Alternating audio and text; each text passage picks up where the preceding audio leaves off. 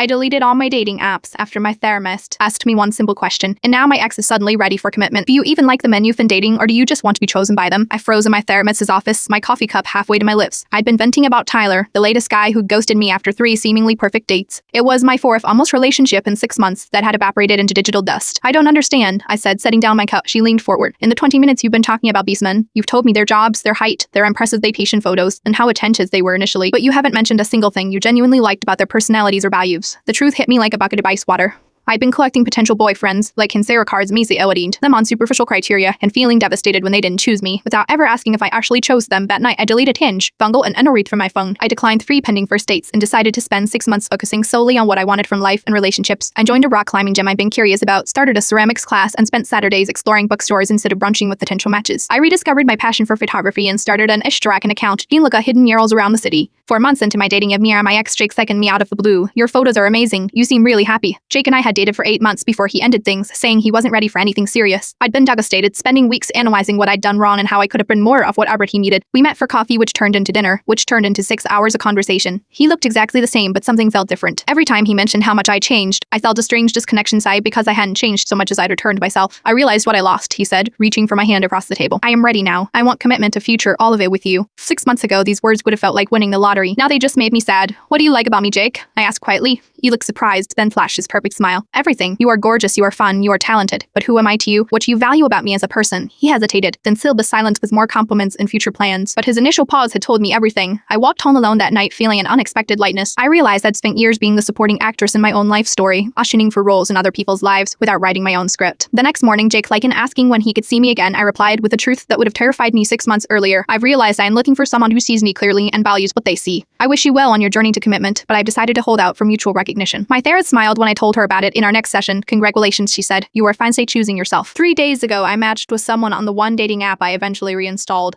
When he asked me out, I suggested the climbing gym instead of drinks. If it doesn't work out, I'll still have spent the evening doing something I love. Some questions change your life not because of their complexity, but because they make you see what was always right in front of you.